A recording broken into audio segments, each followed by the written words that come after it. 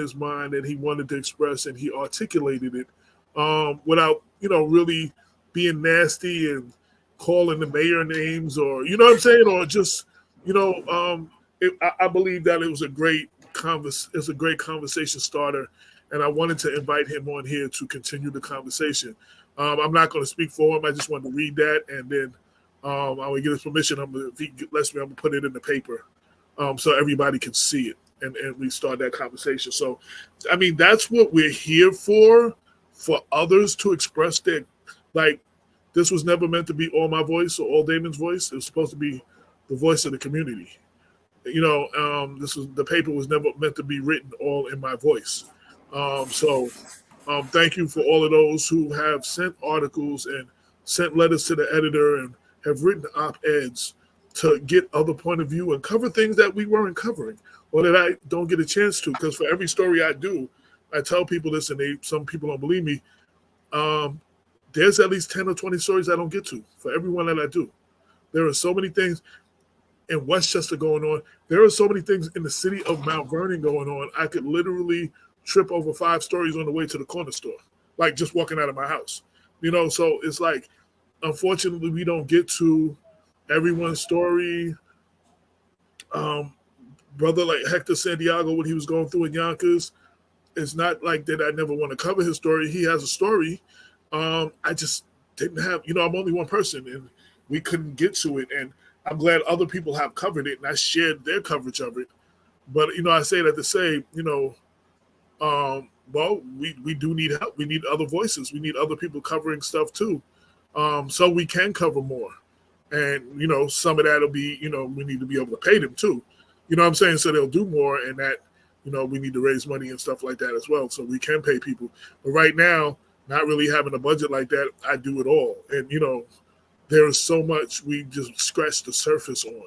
As many accolades and stuff we get, we're literally only scratching the surface. We're not even. I think a lot of people don't know that you will print things that they send. I think a lot of people don't know that. They think that you have to write it, and they don't understand. It's like, yeah, okay, it's not that I'm not interested in this, but I can't write about this because I only have so many hours in a day.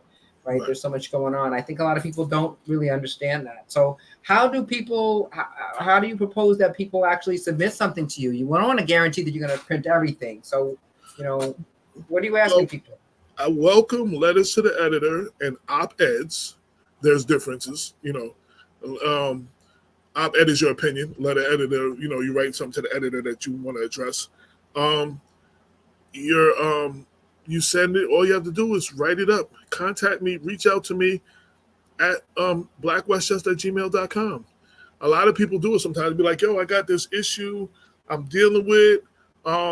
We got somebody out here that will write it, but if we write it, will you run it? Listen, so my only thing is, if you write it, if you want to address an issue, I'm going to need you to put your name on it. We're not doing anonymous stuff. You know what I'm saying? We're not really doing a lot of anonymous stuff.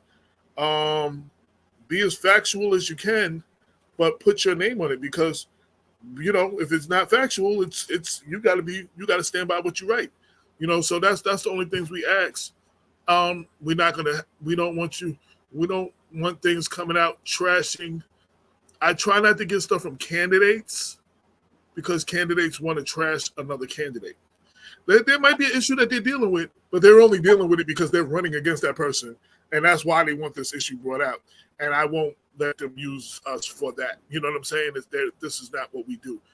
We won't fight your battles for you. You got to be able to fight them. But you want to speak, we will definitely. This is it. We want people not to think of this as just me and Damon's show or me and Damon's paper. We want the community to think of this as our paper. As our, the community itself saying, this is our paper, this is our show. And with that, without further ado, my guest of the hour, the one and only Mr. Kenneth Chamberlain Jr. is in the place to be. looking all clean. He's always quite dapper. I go places with him and Damon, and it's like, they kind of put me to shame. They all dapper. Damon got the red bottom shoes on and the bow ties. I'm like, yo, I stopped trying to compete with them, and I just do what I can do, and I'm fine with that at this point. What's going on, brother? How you feeling? What's going on, my brother? I definitely, you know, I don't know the whole story, but I knew that two things happened. The DA's office, in the case of your father, fighting for justice for your father, the DA 2 years ago had agreed to re-examine, not reopen, re-examine both the case of your father's killing and the case of Damroy DJ Henry's killing. Mm-hmm. And I believe just recently they came back and found no new evidence to open to reopen the case. And I'll let you go from that. And then secondly, the other thing that happened, I had got an email that was leaked to me from members of the White Plains Council saying that they were going to vote the next day at the council meeting to release the funds to pay a settlement for the city to pay a settlement to your family. And I really hadn't had you on the show, and I wanted to, and I knew your phone was probably blowing up. Everybody wanted to know what you think and all this and all that, so I wanted to give you some time. But instead of writing something, I figured, like, I know you, I'm going to bring you on, and we're just going to talk about it. So welcome to the show, my brother. Well, again, thank you, brother, for having me on the show. Yes, the DA 2 years ago, my family is, along with the family of Damroy DJ Henry, made a request to the district attorney, Mimi Roca, that she, look at the killing of their son and my father, and to make a determination whether, really what we were asking is whether or not the case was presented fairly. Let's just cut right to it. Right. Were these cases presented fairly to a grand jury when the DA at that time, Janet DeFiore, was in control? 2 years later, she comes back and she says that there's no new evidence that would constitute reopening the case. But the question still was never answered. What instructions were the grand jury given with regard to the killing of our loved ones? But I'll say specifically with the killing of my father, what instructions did you give the grand jury in terms of charges? Now, we know that he was called the N-word, and we know that they tried to minimize that. So I don't believe that a hate crime was put on the table. And we know that more times than not, they will put intentional murder on the table. And we know that it's hard to prove intentional murder, that a police officer woke up that day and said, today I'm going to kill somebody. Unless you actually have them on video, audio recording saying that, there's no way you're going to get an intentional murder charge. But you could get a manslaughter charge. You could get a crim neg charge, because in those, you don't have to prove the intent. You just have to prove that they did it. So I've been asking that the grand jury minutes be unsealed. They're saying due to, witnesses and things like that. I don't want to know who the witnesses were. I just want to know what the consideration was. We know that the witnesses were police officers and maybe a few people that was present or lived in 135 South Lexington at that time. So I want the complete review from Deborah Voice, unredacted. I don't want anything blacked out. And I want to be able to read this in its entirety to come back with my fact-based conclusion as to whether or not I feel the case was presented fairly. And then, of course, you know that I'd say just a few days after that review came out, the Common Council voted to settle with my family. a monetary settlement. Now, the PBA is saying this is in no way an admission of guilt or wrongdoing, and I agree. And I've said that. No, it's not. The way that we find out if there was any wrongdoing is by unsealing the grand jury minutes and see what was the consideration. And then we'll know for a fact whether or not there was malfeasance, some type of prosecutorial misconduct. Then we'll know. But I believe, and it's not what you know, it's what you can prove. But I believe that if they do unseal the grand jury minutes, we will see that there was bias in favor of law enforcement. So that's where we are right now. A lot of people have been asking me, how do I feel now that the city of White Plains decided to settle? And the truth is, brother, I don't know what I feel. I don't know. We're talking about almost 12 years. So I can't really tell you how I feel. When people say congratulations, I know what they mean. I know where their heart is at. But congratulations means there should be a cause for celebration. There is no celebrating here. A man died. I don't have my father back. So, when people say it, as I said, look, I understand why they're saying it. But at the same time, there's no cause for celebration here. And as I've said already, while monetary settlements in situations like this should be part of the process, it in no way is a substitute for justice and accountability in these types of deaths. What I got out of that, so that the PBA said this is no way an admission of guilt, instead of the city saying we're sorry for the loss of your father. Like, it happened. Your father's not here. He was killed by the White Plains Police Department when they went to answer a medical call. These are facts. These are documented facts. And the city itself and the police department, the police commissioner, whoever, have never said we're sorry.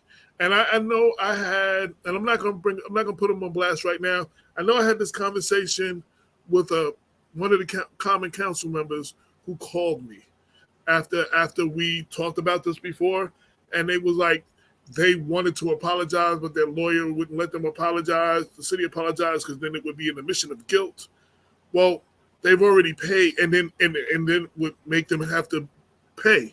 Mm-hmm. They've already paid, and I feel like an apology is still not justice. It's still not accountability. But that might have gone a long way, though, if it was sincere. And that's just my opinion. Well, I think that it would have gone a long way in the beginning. In the beginning, right. Yeah. That's like me saying to you, AJ, I don't like the fact that you've done A, B, and C. I think it's inappropriate. I think that it's wrong. I think it was out of line. And when you change that particular behavior or whatever it is that you're doing, did you change it because you really wanted to change it? Or did you change it only because I made mention of it? Remember, when they gave an apology, they didn't give an apology until almost 6 months after my father was killed. Well, they didn't give condolences. Condolences, right. They didn't give condolences, okay, until about maybe 6 months after. And they only did that because I made mention of it in an interview where I said the city of White Plains has yet to give my family and I condolences on the killing of my father. Lane, do you have any questions before I just take over this whole thing? I wanted to make sure you get to say what you want to say. No, I don't have any questions. I'm here just giving space to Brother Kenneth because it's always an honor to be in your space. You continue to be courageous. You continue to be generous with your time and your energy around this tragedy, educating people and standing up for people who don't have a voice and need to hear this. So just thank you for continuing. Thank you. To fight for all of us. Someone told me, and this is funny, so you don't cover the loss of my family member the way you cover the loss of Kenneth Chamberlain. And it was like, you always write about that. I said, you know why? Because Kenneth Chamberlain is constantly fighting for his family and for justice for his family. He dictates that there be something written about it because he continues to put action out there fighting for the, and a lot of people are not. And it doesn't mean that I don't have empathy for them. You know what I mean? But they're not fighting their fight. You know what I mean? And want me to fight it for them. And that's a difference. Yeah, well, absolutely. I mean, look, I will say this. There are a lot of families when these types of tragedies happen, they're lost because I know I was. I didn't know what to do. I didn't know where to go. I didn't know who to speak to. The only names that popped in my head at that time, obviously, was Al Sharpton, because he was a very key figure in these types of deaths. Reaching out to people like that, they never came to White Plains, and you know that. They never came to assist my family and I, these more well-known and notable activists. And so I had to put together my own blueprint, if you will, on how to fight this fight. So I had to be very strategic. I had to take my time. And if I could give any family that's dealing with these types of tragedies any advice, I would say, number one, only one person speaks for your family. You have one designated speaker other than your legal team. That's the first thing, because they will try to split you off. Number two, understand that these cities and these governments are going to put a narrative out there that's going to make your loved one look like a suspect rather than a victim. And it is on you to then put an alternative narrative out there. It's on you to do that. See, people think the word alternative facts just came about with Donald Trump. Alternative facts is just that. We are arguing something. We're arguing a position on something, but from different perspectives. You're saying one, you're giving the argument as to why it's this way. I'm giving the argument of why it's this way. So you have to remember to do that as well. And I think most important, never allow your emotions to supersede your intelligence in these types of fights. Yes, you've seen me with tears in my eyes, AJ. You've seen it. Even when I talk about it now, the tears well up in my eyes, right now, because I'm still talking about the loss of my dad. But when I speak factually. And I make sure that all I'm doing is discussing the facts as it pertains to the killing of my father. I'm not speculating. I'm making it known. And I normally say this ahead of time before I speak. And so I'm going to say it now, that anything that I say as it pertains to the killing of Kenneth Chamberlain Sr. is available through Freedom of Information. You can foil it and you can find out yourself. Okay, because one thing that we're not going to do is say that I'm here telling a lie or I'm misrepresenting what actually took place. So these are things that people have to understand, and you have to stay in these fights and you can't give up. So what has happened in the 12 years that I've been fighting, or almost 12 years? Well, one of the things that's happened is the White Plains Police Department ended up with body cameras. That was one of the first things. They put a social worker on their staff who they have a mental health professional 24 hours around the clock. as part of their team. And that was because we were pushing it. And we weren't talking about the emotional side of this. We were talking about policy and procedure. We were talking about pattern and practice. These are the things that we were talking about. So if your policies are not on point and not intact, then this is where we get you. This is where we say you did something wrong. So we would speak to those issues. I'm not just going to sit there and say, oh, you killed my father. Yes, you did. You murdered my father. But let's look at the policies. What was your policy when you're dealing with someone who is quote unquote emotionally disturbed? What is your taser policy? Did you follow those policies? Did you violate your force continuum in any way? These are all of the things that we need to speak to when you're a loved one trying to fight to get some type of accountability for your loved one.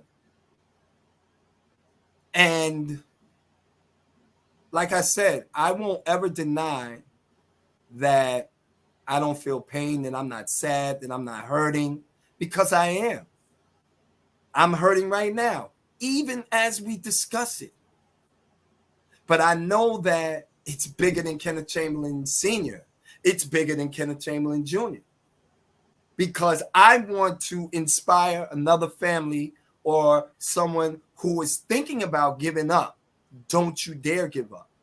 We have created case law people can actually use based on the Second Circuit's ruling to overturn the original decision. That is case law, because I didn't give up, because I continued to fight. So these are things that families have to remember. And yeah, you might feel like yelling and screaming and cursing out law enforcement. Look, I get it. You're angry. You're hurt. But that doesn't do anything for your fight. What you need to do is you need to stay on the task at hand. And the task is justice and accountability in the death of your loved one. That's what we need to do. And you don't let other people dictate how you're going to fight your fight. You fight it the way you want to fight it. You consult with your legal team, with counsel, and you come up with a strategy and you move in that direction. And there were times, and you know this, AJ, that I felt like giving up. I did. There were days I sat on the edge of my bed with tears in my eyes because I felt no one would come and help me. And why not? What if it was your loved one? But at the same time, I knew I couldn't let that stop me. I wasn't cut from that cloth. I often say I'm the son of a Marine, so I wasn't taught to give up. I was taught to continue to fight. And that's what I've been doing. And along that path, I met other families. I met other people who were victims, who had loved ones that were victims of extrajudicial killings and summary executions by law enforcement. And we have this bond now because we know what each other are feeling. We know what it feels like to sit up 2-3 o'clock in the morning because your brain is still racing, because you're trying to figure out these coulda, shoulda, wouldas in the death of your loved one. So again, I would just simply say to families who are in these fights, don't give up. Speak factually. Stay the course. Don't allow your emotions to supersede your intelligence. And we will push for you to get some type of accountability, because we know it's not going to be justice, because justice should be swift. It should be immediate. It should be certain. Okay. And we don't see that happening in cases like this. I get, I wasn't here in 2011. I came back in 2014. So it was 3 years into it. But I've spent a lot of time with you. And I want to also read, shout out to Darlene Patricia, said Kenneth Chamberlain doesn't just advocate for himself. He is constantly showing up for others. Through his own grief, he has gracefully taken the time to help other families. I have been a witness to that when Raynette Turner died in the custody of Mount Vernon Police Department. And the husband, Herman, did not know what he was going to do. There was a town hall we put together and everything. And Herman had to walk out. And I went to go to the bathroom. And one thing I saw, you were there comforting him, letting him know, because people tell you stuff, like even when my mother died from cancer. People are like, oh, I know how you feel. No, the hell you don't know how I feel. You know what I mean? But when you say it, they know it's coming from someone who actually does know how they feel. Like Jarrell Garrett's family, you know what I'm saying? And all the other families, Nancy, Cater, Maldonado, they know that you know how it feels. I rode out with you to Brooklyn to, Sherelle Varus, forget his name. Shahid Varus. Vassal, sorry. We went out there. I went rode with you out there, and it was like the anniversary of his death, and Tish James announced the day before that they weren't going to file charges or whatever. And you spoke, and you were elegant. And I hope you don't mind me bringing this up again. On the way, you had heard that your daughter might have been in a situation on the way down. On the way back, you got confirmation that your daughter died in a car accident. And even then, I watched the strength of this brother who was trying to keep it together, but was calling his kids and his mom to make sure that they knew and they didn't find out from social media. You know what I'm saying? Like, I'm just like the strength. I know you say you don't, dude, you got the ancestors with you or something, and we all stand with you because, you show strength in those moments, and I think that's what makes you different from a lot of people. Like, you stand up in those moments, even in your pain, as Darlene said, and through your own grief, you graciously taking the time to help other families, and that is very admirable, and I'm never going to stop telling you that and praising it. Well, I definitely remember that day. Just a piece that a lot of people don't know. It was in April of 2019. Mm-hmm. We went out there to support the family of Shahid Vassal, who NYPD shot because they said he was pointing a pipe at people that looked like a gun. I was speaking to the father of Shahid Vassal. And as AJ said, I had gotten a call earlier that people were trying to reach my older daughter and they weren't successful and they thought something happened to her. But even then, I was of the mindset that she's going to call everybody. She's just ignoring people right now. She's going to call us and everything's going to be fine. I was speaking to the father of Shahid Vassal, and he said to me, you're very strong, and you help me stay strong in this fight. And I said to him, you're stronger than me. And he said, why? I said, I lost my dad. I said, and that hurts. I said, but you lost a child. And I said to him, I don't know what I would do if I lost one of my children. Right after that, I got the phone call while AJ and I were there. And they said, your daughter was killed in a car accident. I remember AJ saying, we got to go. And I said, no. I said, I got to help this family first. That's when I spoke. And then when I finished, we left. And I remember AJ looking at me like I was crazy because he was like, your daughter just died and you're here helping another family. And it's funny that we're talking about this now because tomorrow is my daughter's birthday. Oh man. She would have been 28 years old tomorrow. Mm.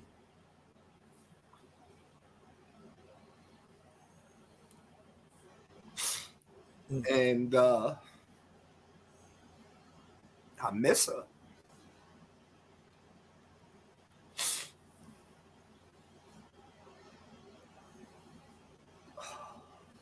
Excuse me.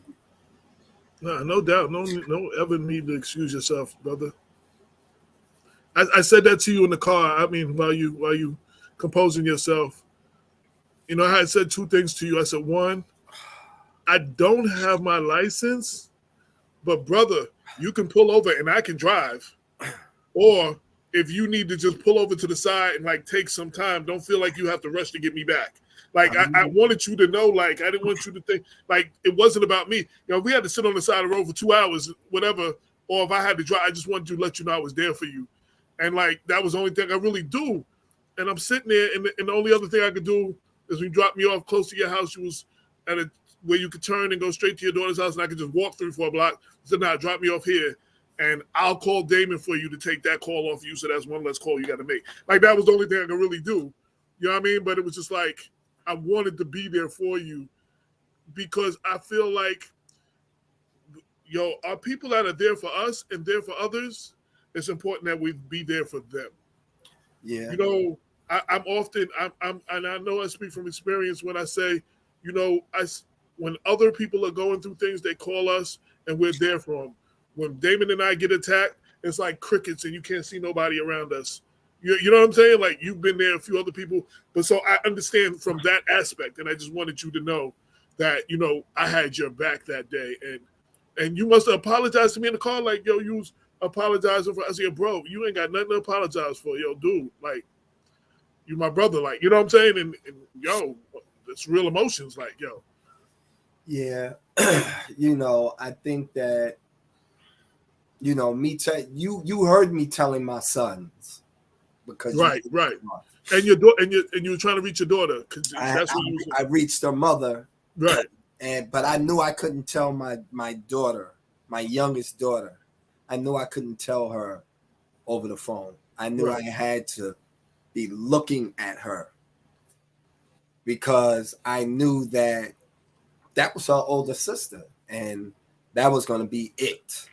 When I told her, and I tell people she let out a scream that I never want to hear.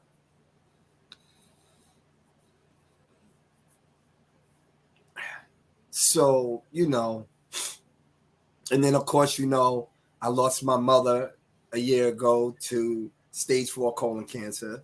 So, you know, but I'm still standing, you know, I'm not defeated. So I still got the ambulance company calling me, trying to making sure I don't write nothing bad about them. Yeah, those idiots who left my mother at her chemo appointment and never brought her home. You know, unbelievable. But yeah. So there's definitely been a lot that has gone on, that has happened in these 12 years. But again, I'm still standing. Where do I go from here? You know, the plan is to finally put this foundation in place in my father's name and really do the work that a lot of these organizations claim they do, but we really don't see any results. So that is the plan, to do that.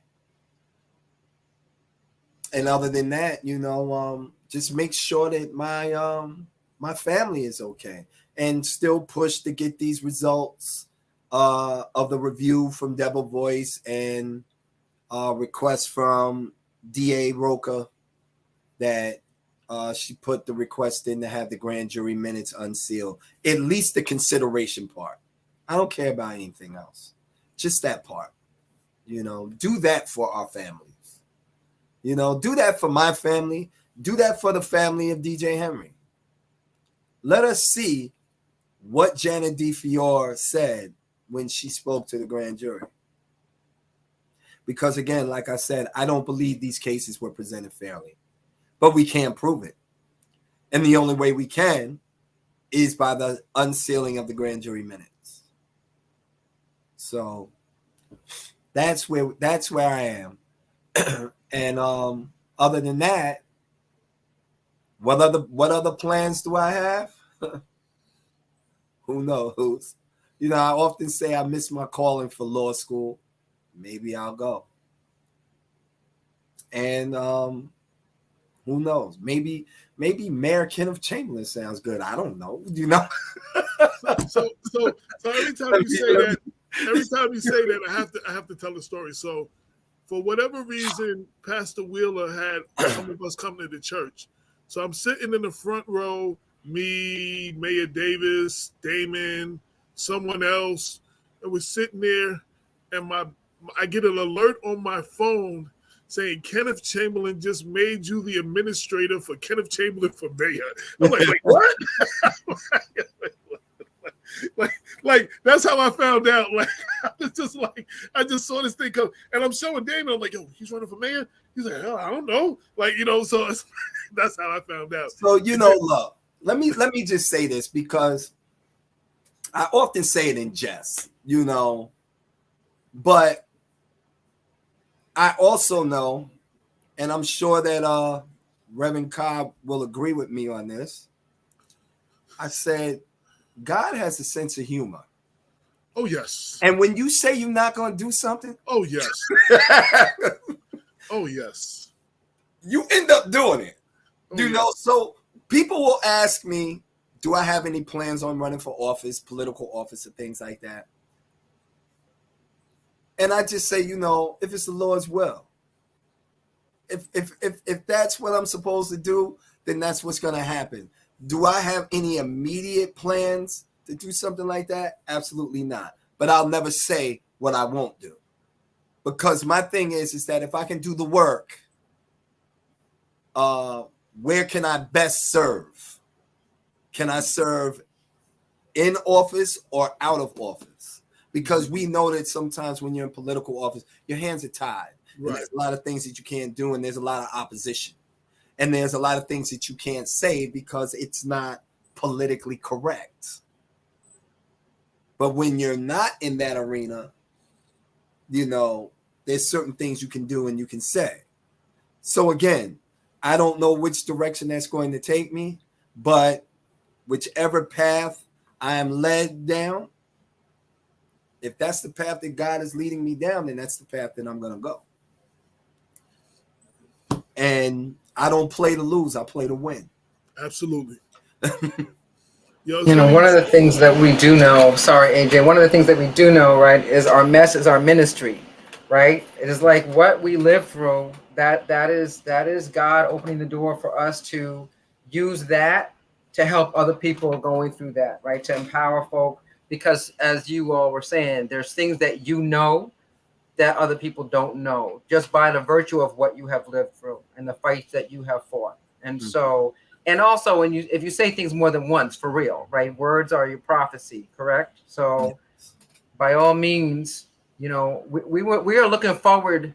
We are looking forward to calling you Mr. Mayor, Your Honor, Senator, whatever works. You have a whole lot of folk behind you. But just thank you for allowing God to use you, even in all of that pain, even in all of that pain. And I see it with Darlene also, who's on the broadcast, right? Using her pain about having lost her son to empower people and to move new legislation. This is important work that you were doing, and thank you for being able to laugh about it and just pave the way and continue to focus people, to not allow people to lose focus, because that's what happens. A killing happens, and then we're all focused for a second, and then we lose focus. Mm-hmm. For reminding us we have to stay focused on this with a united voice. Absolutely. I've often said you have no idea how much you inspire me. Just what I go through with Black Westchester, and you know a lot of it. There are times I'm like, yo, what the hell? Like I'm ready to. I've tried to quit Black Westchester 20 times. It was done like at least 20 times, and it just won't let me. But you've given me, seeing you continue to go on and what you're dealing with has given me the inspiration and the strength to continue to go on and fight some of the fights that I'm fighting. And I had to put it. And I also wanted to say, I also tell people I am done telling God what I'm not going to do, because I've done that a few times. And so I also, but I agree with you on, I think I'm more effective on the outside than I am on the inside right now. Than being an elected official in one city, how I can be effective throughout the county and sometimes the state. You know what I mean? Doing with the role that I currently have now, that could change in the future. So I'm definitely with you, but know that if you do run, you already know you got our support. So you already know. So, and you know, and I often say too that the same way that people would tell me that I have their support, part of having that support means you hold me accountable. You hold me accountable. A lot of elected officials you don't give me a pass because you know me, right? You know, or we worked together for so many years on a common objective. No, you still hold me accountable. It's like, no, now you're doing this, and you said you was going to do that, and you did not. You know, why not? You know, hold me accountable. Accountability is key, no matter what you're doing. And I always say, be firm, be fair, and be consistent. That's what you have to do. That's what true effective leadership is. Being firm, fair, and consistent. Whatever it is you're doing. As long as you do those three things, you'll be fine. When you deviate from it, it's when you have a problem. You also hold us accountable. I have gotten calls and be like, my brother, I do not agree with that you just put out on. We could be on the show and you'll be like, yo, AJ, I respectfully disagree with you on that, and then tell me why. So you've held us accountable and pushed us a few times. Well, I know I can speak for myself. I know you and Damon fight like brothers, but I'm saying for me, course, yeah. Yes, we do. You know, Damon and I will agree to disagree on a point in a minute. You know, but we want the same thing, right? And it's okay to disagree, because what that's doing is, right now with all of us, okay, I have not just professional relationships with you through doing this type of work. I feel I have personal relationships with both of you as well. Right. We may talk about something and we are not going to see eye to eye on it. And that's okay. Right. That's okay. Right. Because just because I disagree with what you're saying does not mean I lost respect for you. It's when I lose respect for you, it's when there's a problem. Okay. And I've been in situations like that with people where I lost all respect for them because, you know, they were, for lack of a better way of saying, they were the definition of hypocrisy. Yeah. So, and that's one thing that I don't like. I don't like hypocritical talk. I don't like that. You know, don't say one thing and then do something else. If this is what you say you're going to do, then you do it. And this is why when people will ask me, for instance, oh, are you going to show up here? Or are you going to do this? Or can you be present for this? Sometimes I don't have the answer at that time. And I'll say, look, I don't know what my schedule looks like right now, but if I'm free, you will look up and you will see me. But I can't commit to it. You know, I'm big on that. I come from this era where we say your word is bond. And you know, we came up in that era where you said word is born, born is life, and you should give your life before your word shall fail. Okay? So if I give my word, that means something. I have a problem with people lying to me. Absolutely. Okay? Just tell me the truth. If I get upset, I get upset. Right. But let's be honest. Okay? And this is one of the things that has to happen, especially when you're talking about police reform, affecting positive change within departments and changing these laws. We have to be honest. We have to first admit that there are two different types of laws here. We first have to admit that over 160 years ago, a chief judge said that a black man has no rights by which a white person is bound to respect. And that is still in effect today. We have to look at that. It makes no sense. And I mentioned this when they came back with this review that basically just told me the power of the grand jury and the secrecy laws. You had an Asian woman beaten in Yonkers, New York by a black man.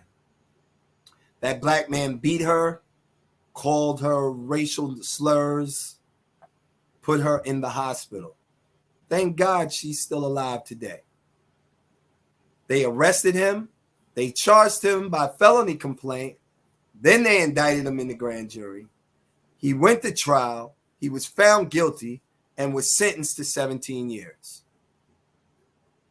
They held this big event in front of the Westchester County Courthouse. Westchester has no home for hate. I was there. I also saw where the Holocaust Memorial in front of the county office building was vandalized. I remember when they painted the swastika on the path of the Bronx River Parkway. Oh. My argument has always been, especially when people act like racism and bigotry would not be tolerated, my father was mocked, taunted, called the N-word, tasered, shot with a beanbag shotgun, and then killed with live rounds. If Westchester truly has no home for hate, where was the outrage when my father was called a nigger? Where was the outrage? There was none. Why? Because the laws don't apply to him. Because a black man has no rights by which a white person is bound to respect.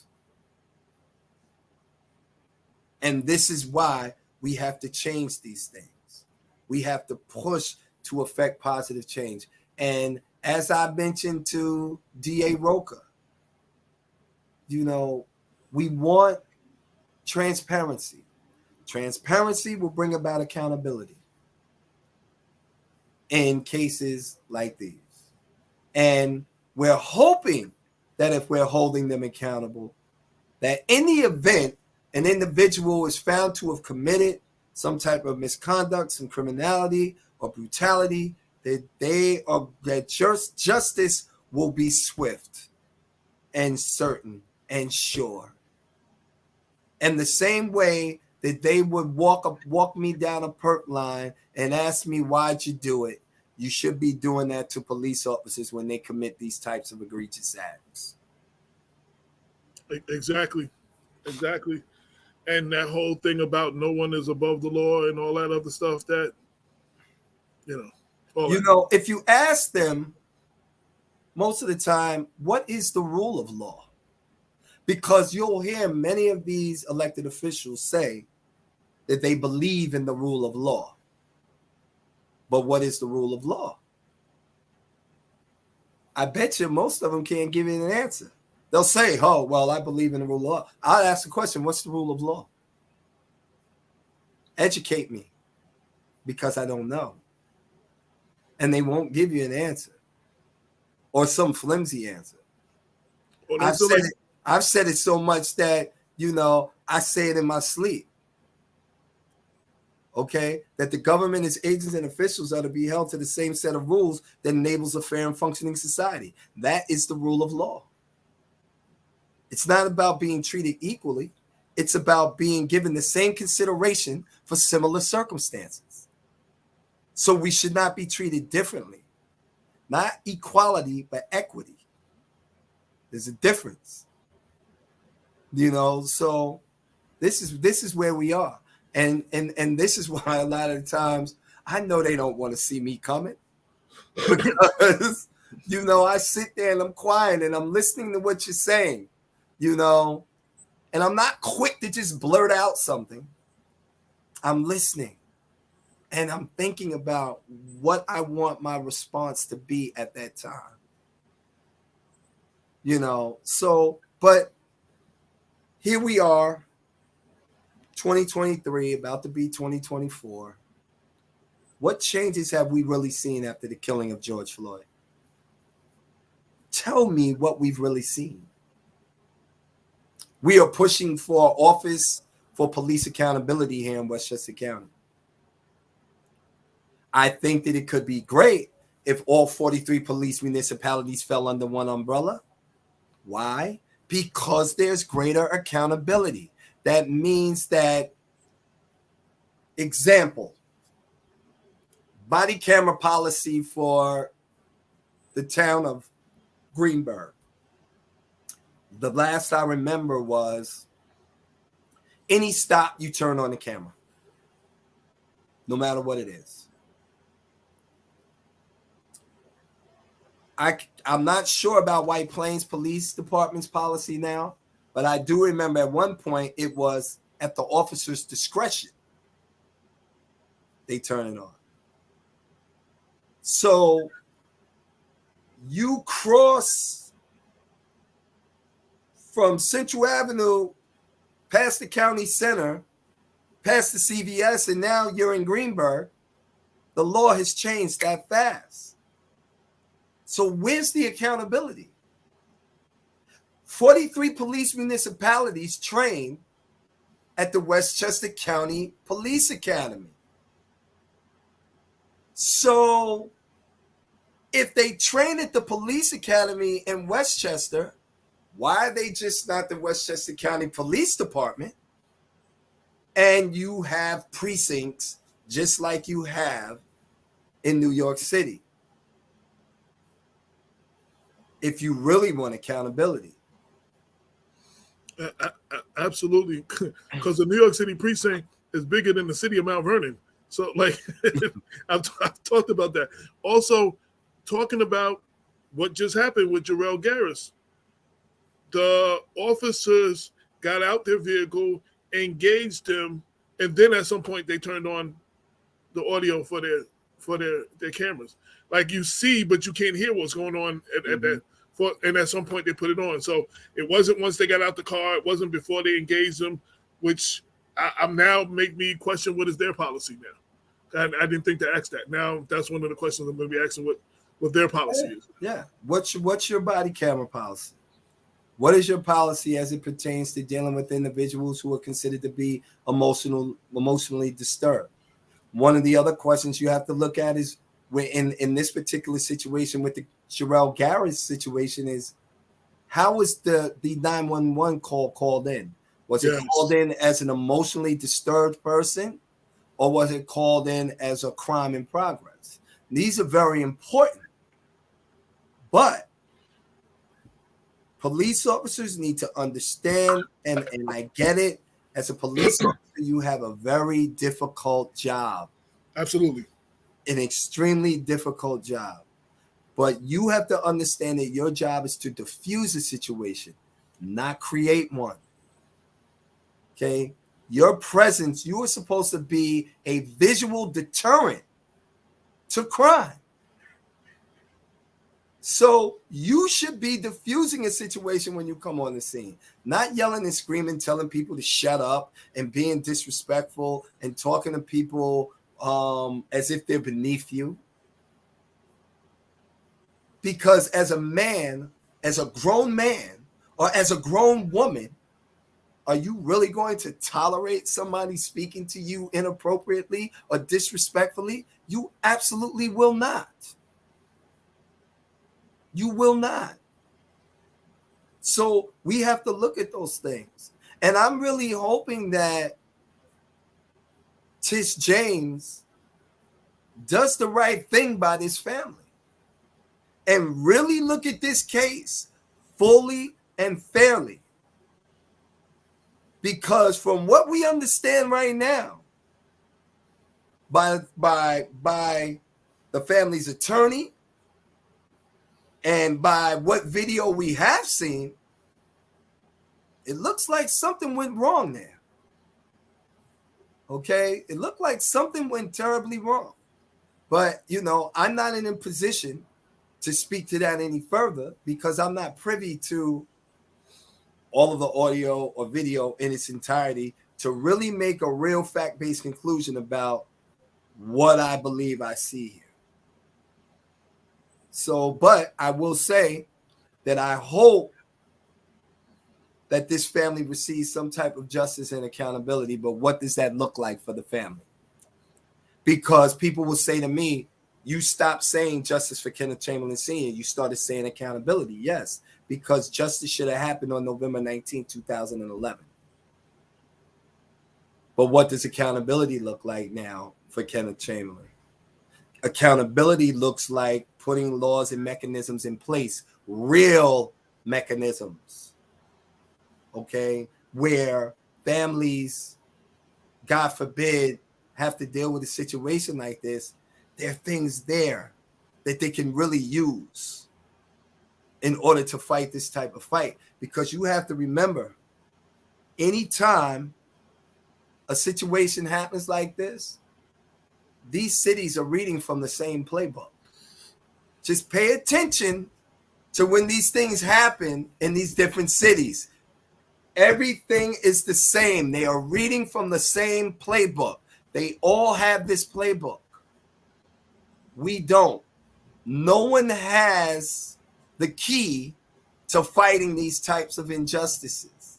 Because if you did, then I would have used it and many other families would have used it. I just know that they will try to wear you down, but you have to stay in the fight. You know, I'll say this much before we end too, is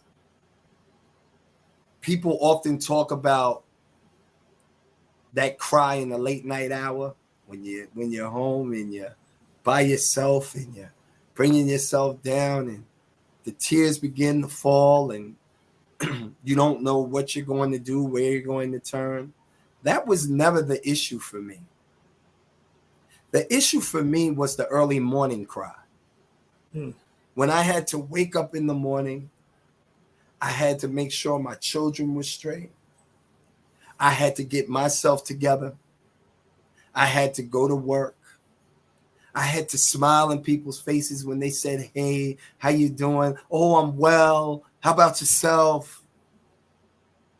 When I'm hurting inside. And I've often said, what would you really say to me if you said, oh, how you doing, Mr. Chamberlain? And I said, I'm not doing so well. What would your response be to me then? Because that is not the response that most people give. They go, I'm well, I'm fine, I'm good. How about yourself? You know, all is well. You know, these are the things that we hear. But it's very rare that a person will just be that honest and say, I'm not doing well. If I tell you every morning for 12 years, I've sat on the edge of my bed with tears in my eyes, what is your answer to me? Or what is your response to me for that? Because you can't fix it. You can't fix it. I'll never get closure in the killing of my father. But I pray for peace. Some semblance of peace. And one of the ways that we go about doing that is giving the family the real truth about what happened when their loved ones lost their life. Even if it's something that I don't want to hear, give it to me. I need it. My family needs it, so that we can go on and do what we need to do. So I can go on and as the head of the family now and try to keep my family strong. So, again, that's where I am. I still say accountability for Kenneth Chamberlain Sr. I will still say it. Settlement or no settlement. And may there be accountability for Kenneth Chamberlain Sr. and may there be accountability for all families that are impacted by police violence. My brother, again, I thank you for all that you do. I thank you for coming on here. Like I told you, I know your phone was probably blowing up. I did not want to add to that, even though you said it wouldn't have been a problem. I still wanted to give you, a week or 2 weeks, whatever it was, before I actually reached out to you. You know what I mean? And then, I thank you for accepting my invitation. I'm here. You already know. Whatever you need, I'm here. Whatever I can do, as far as, the foundation and everything, just let me know if there's anything I can do with that, and whatever you do from here. I want to say before you left too, and I said this a bunch of times, and I want to be clear, because I've dealt with a lot of family members, some that we know, some locally. Mm-hmm. If you, after losing your father at the hands of the police, was on some real NWA shit, fuck the police, no one could really fault you for that, for feeling that way, because we know some people who feel that way. But I've watched you create the Westchester Coalition for Police Reform. I've watched you, I think 2014, 2015, 2016, we went all over this damn county for police community relations forums. Yonkers, Mount Vernon, New Rochelle, all of them. And I watched you work with police. You know what I'm saying? And that has to be, I can never stop bringing that up, because the importance of that, because we won't mention names. We've known, I've had to call you to help you calm somebody down locally. Mm-hmm. There's people that feel like, yo, fuck the police. Like, they don't want nothing to do with the police. Like, you know what I'm saying? And while you're fighting for justice and now accountability, you're still working with police departments for police reform and for better police community relations. And I think that needs to be said. And I don't believe, and I could be wrong, that the mainstream media catches that narrative enough, like it says that enough, points that part out enough. So it's my job to point that out. Well, the media, and I learned this from doing a lot of interviews. They said that there's a saying: if it doesn't bleed, it doesn't lead. Right. If it bleeds, it leads. Right. Yes. So, of course, they would rather see the division than the coming together of individuals who don't see eye to eye. See, I always tell people, I don't want to debate you. A debate is an argument. Let's have a dialogue. And let's see if we can come together and agree on something. Like, for example, we know that there is an argument around civilian complaint review boards, having subpoena power. Most police departments don't want them. But when you speak to these departments, one of the things that I found that they did agree on was having mental health professionals in place to assist them with individuals who are in mental health crises. So my thinking is, all right, let's focus on that together. Because if you're speaking as a law enforcement officer, I'm speaking as an activist or police reform activist, and we're saying the same thing, it's a lot harder for these elected officials to tell us no. And then I'll let you know, as you know, we're going to get back to that other thing, but right now, let's focus on this. Let's get this and let's do this together. But we'll get back to you on that. As far as the Coalition for Police Reform goes, yes, I am one of the co-founders. I am not just the founder. I am a co-founder. And I always give kudos, respect to all the members of the Westchester Coalition for Police Reform, because there are days that I can't be on there. I'm not in every meeting. I'm not, or I'll catch emails late because I'm so busy. But the work is getting done. And then there's times that I have gone on the meetings and I've been there and I just told them I'm tired. I got to get off. But the work doesn't stop. They're still doing it. So I always say to the Coalition for Police Reform, I appreciate you guys. I love you guys. I appreciate the work that you do when I'm there and when I'm not. And the work is not going to stop. If I'm not here today or tomorrow, the Coalition for Police Reform will live on because they will still continue to do that work. Very important. Very important. Thank you, my brother. Just thank you. Thank you. Thank you. You're welcome, my brother. I appreciate you. You already know anytime you guys want me to come on, I always try to make it. I will now, when I get off, I'm just going to kind of, sit with my thoughts around my daughter and everything and just, And I did not know that tomorrow was her birthday. Yeah, I know you didn't. Yeah, that's crazy. I really did not know that. I know you didn't, but yeah, she'd have been 28. I would have loved to see what she was doing right now at 28 years old. And, but, all I have is memories now. So I cherish those. But other than that, AJ, my brother, I salute you. Keep doing the good work that you're doing. Thank you. Reverend Cobb, same thing,